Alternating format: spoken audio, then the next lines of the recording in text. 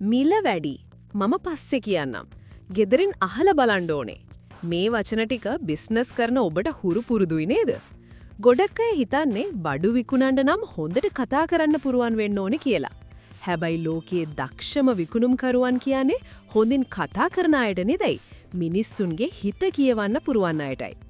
අද මම ඔබට කියලා දෙන්නේ ඕනෑම පාරිභෝගිකයෙක්ව එකඟ කරවාගෙන විකුණුමක් සාර්ථකව අවසන් කරන්නේ කොහොමද කියන ප්‍රායෝගික රහස් කිහිපයක් ගැනයි.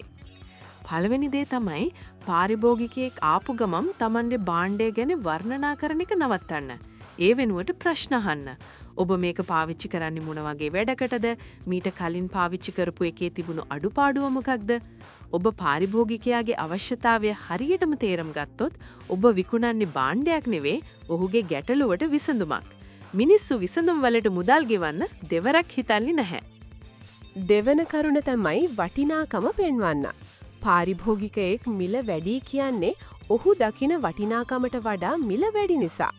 ඔබ කල යුත්තේ භාණ්ඩයේ මිලට වඩා එයින් ලැබෙන වටිනාකම වැඩි කර පෙන්වීමයි. උදාහරණයක් ලෙස ඔබ රුපියල් 2000ක නිෂ්පාදනයක් විකුණනව නම් මේක මාස 3ක් පාවිච්චි කරන්න පුරුවන් දිනකට වැය වෙන්නේ රුපියල් 25කටත් වඩා අඩු මුදලක් කියලා පෙන්වන්න. එවිට රුපියල් 2000 ලොකු මුදලක් ලෙස ඔහුට දෙන්නේ නැහැ. තුන්වෙනි කරුණ තමයි පාරිභෝගිකයාගේ තර්කවලට හොඳින් මුහුණ දෙන්න. පාරිභෝගිකයෙක් තර්කයක් ඉදිරිපත් කරනවා නම් ඒක ප්‍රතික්ෂේප කරන්න එපා. ඔහුට ගරු කරමින් මෙහෙම කියන්න. ඔබ නිවැරදි. අපේ මිල වෙළඳ පොලේ අනෙක් අයට වඩා පොඩ්ඩක් වැඩි. ඒකට හේතුව තමයි අපි දෙන මේ වගකීම සහ ගුණාත්මක බව. ඔහුගේ තර්කයට වටිනාකමක් දෙන්න. ඉවිට ඔහුට දැනෙන්නේ ඔබ ඔහුට ඇහුම්කන් දෙන බවයි. හතරවෙනි කරුණ තමයි ඔබ මේක ගන්නවාද කියලා කවදාවත් අහන්න එපා. ඒ වෙනුවට ඔහුට විකල්ප දෙකක් දෙන්න. ඔබ කැමති මේකේ රතු පාටයකටද නැත්නම් නිල් පාටයකටද? හෝ ඔබට මේක ඩිලිවර් කරන්න ඕනද නැත්නම් ඇවිත් ගන්නවාද?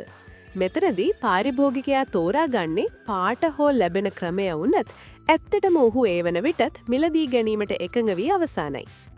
අවසාන පියවර තමයි පාරිභෝගිකයා තුල තියෙන මට මේක අරගෙන ප්‍රශ්නයක් වෙයිද කියන බිය නැති කරන එක.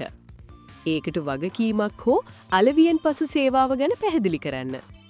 මොකක් හරි ගැටලුවක් වුණොත් මම පුද්ගලිකව වගකීම ගන්නවා කියන සහතිකය තමයි විකිණීමක් ස්ථිර කරගන්න තියෙන ශක්තිමත්ම ආයුධය.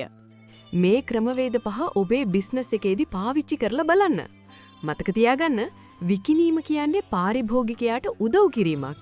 මේ වීඩියෝව වැදගත් කියලා හිතනවා නම් ලයික් එකක් දාලා ඔබේ බිස්නස් කරන්න ආස යාළුවාටත් ෂෙයා කරන්න. ඒ වගේමයි channel එක subscribe කරලා තියාගන්න. ඔයාලා හැමෝටම ජය වේවා.